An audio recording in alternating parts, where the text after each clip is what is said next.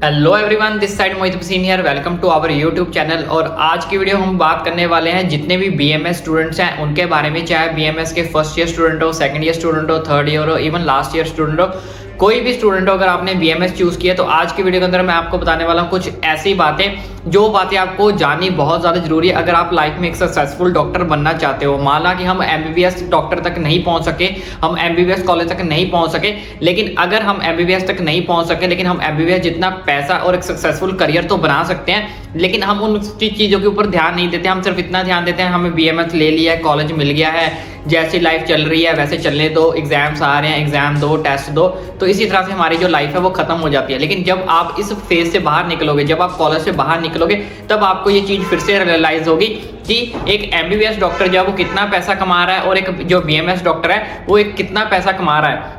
तो अगर आप चाहते हो कि मैं एक लाइफ के अंदर एक सक्सेसफुल डॉक्टर बनूं, मैं भी एक एमबीबीएस डॉक्टर जितना पैसा कमाऊं, इवन उससे भी ज्यादा कमाऊं, तो इसके लिए आपको कुछ बातें जो है जानना बहुत ज्यादा इंपॉर्टेंट है। अब वो क्या बातें होने वाली है, वो ईच एंड एवरीथिंग के बारे में आज आपको मैं इस वीडियो के अंदर बताने वाला हूं। तो वीडियो बहुत ज्यादा इंपॉर्टेंट होने वाली है, तो चलिए शुरू करते हैं इस वीडियो को। और अभी आप चैनल पर नए हैं तो चैनल को सब्सक्राइब करना भी ना भूलें। सबसे पहले बात कर लेते हैं हम बीएमएस फर्स्ट ईयर स्टूडेंट को लेकर। देखो बच्चे, बीएमएस फर्स्ट ईयर स्टूडेंट्स के अंदर बहुत सारे बच्चे एक्साइटमेंट होते हैं कि हम नए कॉलेज में जा रहे हैं, हमारे नए फ्रेंड्स बनेंगे और हमें जो है स्टडी है वो नई तरीके से करनी पड़ेगी। बहुत सारी चीजें स्टडी के अंदर आपको चेंजेस भी देखने को मिलेंगे, बहुत सारे एग्जाम्स के अंदर आपको चेंजेस देखने को मिलेंगे, क्योंकि स्कूल लेवल के जो एग्जाम्स है वो अलग टाइप के होते हैं और जो कॉलेज लेवल के एग्जाम्स होते हैं वो थोड़े अलग टाइप के होते हैं। तो बहुत सारे बच्चे इस चीज को समझने में क्या कर देते हैं, बहुत ज्यादा टाइम लगा देते हैं, या फिर समझना ही नहीं चाहते, या फिर ऐसा सोच लेते हैं यार कॉलेज लाइफ के अंदर एंटर कर लिया, कॉलेज लाइफ बहुत ज्यादा ईजी होती है as compare to school life. जी हाँ, थोड़ा सा डिफरेंस तो जरूर आपको देखने को मिलेगा। मैं ये नहीं कहूंगा कि बहुत ज्यादा हार्ड लाइफ होती है, स्ट्रिक्ट लाइफ होती है, थोड़ा सा आपको इंडिपेंडेंट आजादी जरूर मिलती है कॉलेज लाइफ के अंदर।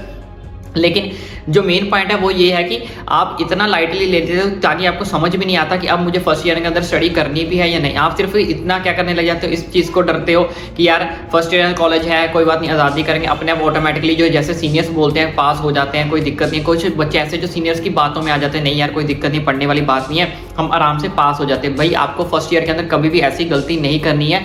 इवन फर्स्ट ईयर ही आपका एक ऐसा फेस होता है जो आपका आगे का फ्यूचर, आपके आने वाले जो अपकमिंग ईयर्स है वो आपको सेटल करके देंगे। कॉलेज के अंदर जाओ, टीचर्स को समझो, टीचर्स आपको कौन कौन सी बुक्स के लिए रेफरेंस दे रहे हैं उन बुक्स को फॉलो करो, या फिर अगर आप खुद के नोट्स बनाना चाहते हो तो खुद के नोट्स आपको बनाने हैं और खुद के नोट्स से पढ़ो। और जितने भी first year second year students हैं उन सबको एक चीज का और ध्यान रखना है कि जैसे ही फर्स्ट ईयर के स्टूडेंट खास करके तो कॉलेज में जाते हैं वो रैगिंग से डरते हैं, तो रैगिंग के चक्कर में वो किसी से ज्यादा बात नहीं करते हैं। तो बिल्कुल बच्चों ऐसा बिल्कुल भी नहीं करना है। आपको जितने भी आपके टीचर्स हैं और सीनियर्स हैं, हर एक सीनियर को आपने जो है बुलाना है, गुड मॉर्निंग विश करो, गुड इवनिंग विश करो, जैसे मर्जी उनके साथ छोटा मोटा जो वो लिंक बना के रखो, क्योंकि सीनियर्स आपकी बहुत ज्यादा हेल्प करेंगे। जितने भी आपके सीनियर्स हैं, मान लो वो आपका कोई सीनियर सेकंड ईयर का स्टूडेंट है या थर्ड ईयर का स्टूडेंट है, उनके जितने भी नोट्स हैं, अगर आपका अच्छा खासा लिंक होगा वो आपको अच्छे खासे नोट्स जो है वो नेक्स्ट ईयर के जब आपको प्रोवाइड कर सकता है, तो आपको नोट्स बनाने की जरूरत नहीं पड़ेगी और आपका नोट्स का जो टाइम बच जाएगा। अब बात कर लेते हैं नेक्स्ट स्टेप की। नेक्स्ट स्टेप जो आपको सक्सेसफुल डॉक्टर बनने में एक सबसे ज्यादा हेल्प करेगा, ज्वाइन एनी क्लिनिक और हॉस्पिटल। जी हाँ, लेकिन ये सब कुछ जो चीजें हैं, ज्वाइन हॉस्पिटल एंड क्लिनिक, ये सिर्फ सेकंड ईयर से ही आपको स्टार्ट करना है। ये चीज आपके फर्स्ट ईयर स्टूडेंट्स के लिए नहीं है।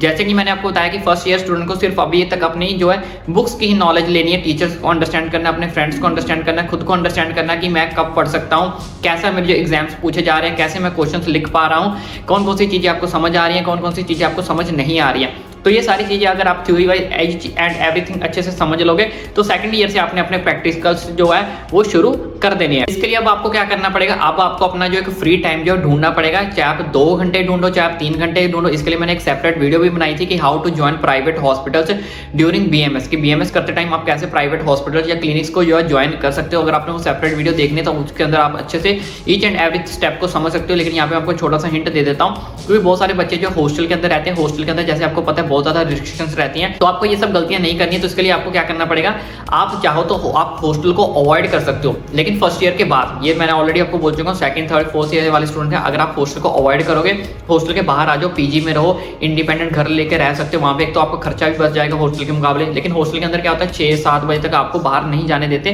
तो अगर आपको लाइफ के अंदर कुछ अचीवमेंट पानी है तो आपको बाहर निकलना पड़ेगा और कुछ करके दिखाना पड़ेगा। तो इसके लिए आपको आसपास जितने भी आपके प्राइवेट हॉस्पिटल्स है, क्लिनिक्स है, आप उनके साथ कॉन्टेक्ट करो। अगर आप उनके साथ कांटेक्ट करो, उनसे थोड़ा सा रेफरेंस मांगो, उनसे थोड़ी सी हेल्प मांगो। इसको ऐसा मत सोचो कि मैं उनके लिए अगर 2-3 घंटे काम करके आना तो मुझे उसके बदले में वो पैसे देंगे। देखो बच्चों, अभी आपको उनकी नीड है, उनको आपकी नीड नहीं है, तो हमें अपने मतलब के लिए उनके आगे जो है काम करना पड़ेगा, ये सोचकर कि भाई मुझे प्रैक्टिकल नॉलेज चाहिए। मैं सिर्फ कॉलेज पर डिपेंडेंट नहीं हो सकता, क्योंकि कॉलेज मान लो वो आपको चीज 4th ईयर में जाकर सिखा रहा है, लेकिन वो प्रैक्टिकल नॉलेज अगर आपको 2nd ईयर या 3rd ईयर में मिल रही है, then why you will wait for 4th year. तो आप 4th ईयर का वेट क्यों कर रहे हो? और मैंने आपको ये सब क्यों बातें बोली कि आप हॉस्टल को अवॉइड कर सकते हो, अपना प्राइवेट क्लिनिक को ज्वाइन कर सकते हो, हॉस्पिटल को ज्वाइन कर सकते हो आसपास। देखो बच्चों, आप 4 बजे हर कॉलेज ऑलमोस्ट खत्म हो जाता है, क्योंकि बहुत सारे कॉलेज ऐसे हैं बीएमएस के अंदर जो आपको प्रैक्टिकल नॉलेज नहीं देते हैं, जस्ट बुक्स के ऊपर डिपेंडेंट रहते हैं। लेकिन बुक्स को अगर आप एक अच्छे से थ्योरी समझ लोगे, जिसके लिए मैंने आपको फर्स्ट ईयर दिया था, कि फर्स्ट ईयर के अंदर आपको ईच एंड एवरीथिंग अगर आप सारे स्टेप समझ जाते हो कि कैसे बुक्स को पढ़ना है, कैसे टॉपिक्स को समझना है, कैसे राइटिंग करनी है, किस टाइप के पेपर्स पूछे जाते हैं, अगर आप ये सब चीजें समझ जाते हो कि कैसे क्वेश्चन पूछे जाते हैं, ईच एंड एवरीथिंग अगर आप फर्स्ट ईयर के अंदर अंडरस्टैंड कर लेते हो, तो 2nd ईयर के अंदर अपने लाइफ को जो आपने चेंज करना है। और जो जो चीज़ें आपको मैंने बताई हैं कि हॉस्पिटल ज्वाइन करो, प्राइवेट क्लिनिक ज्वाइन करो, उन सब चीज़ों को यूटिलाइज करने के बारे में सोचना है। क्योंकि मान लो जितनी चीज़ आपको 2nd ईयर के अंदर सिखाई जाती है, अगर आप उनके प्रैक्टिकल साथ साथ करते रहोगे, इस पर डिपेंडेंट मत रहोगे कॉलेज आप जब करवाएगा तभी आप करोगे। देखो बच्चों, ऑलमोस्ट हर कॉलेज जो है, चाहे वो प्राइवेट है गवर्नमेंट है, 4 बजे तक ऑलमोस्ट ज़्यादा से ज़्यादा 5 बजे तक हर एक कॉलेज जो है वो खत्म हो जाता है। अगर कॉलेज खत्म होने के बाद अगर आप अपनी लेजीनेस दिखाओगे, नहीं यार 4 बजे तक मैं लेक्चर्स लगा के आया हूँ, मेरी कमर दर्द हो रही है, मुझे नींद आ रही है, मैं रात को लेट सोया था, अगर ये सब एक्सक्यूजेस देते रहोगे तो लाइफ के अंदर कुछ भी नहीं कर पाओगे। अगर आप इन टाइम को यूटिलाइज करना सीख गए तो आप लाइफ के अंदर एक सक्सेसफुल अच्छा खासा डॉक्टर जो है बन सकते हो और एक अच्छा खासा पैसा भी कमा सकते हो। ये सब बातें आपको कोई नहीं बताएगा, क्योंकि ये सब बातें हमें रियलाइज ही नहीं होती। ये बातें हम तब रियलाइज करते हैं जब हमारी इंटर्नशिप खत्म हो जाती है। तो मैं चाहता हूँ कि अगर आप ये सब चीज़ें अगर अपनी इंटर्नशिप में जाके सीखते हो, और वहाँ पे भी बहुत सारे कॉलेजेस ऐसे होते हैं जो आपको इंटर्नशिप भी अच्छे से नहीं करवाते हैं, या फिर बहुत सारे बच्चे ऐसे जो अपनी इंटर्नशिप अच्छे से नहीं कर पाते हैं, तो ये सब चीज़ें अगर आप इंटर्नशिप के ऊपर डिपेंडेंट करने से पहले ही हमें उस चीज़ का ऑप्शन मिल रहा है, तो आप उस चीज़ के ऊपर डिपेंड क्यों रह रहे हो? 2nd ईयर के अंदर अपनी प्रैक्टिस करो, 3rd ईयर के अंदर प्रैक्टिस करो, 4th ईयर के अंदर प्रैक्टिस करो, लास्ट ईयर आपका इंटर्नशिप का होता है।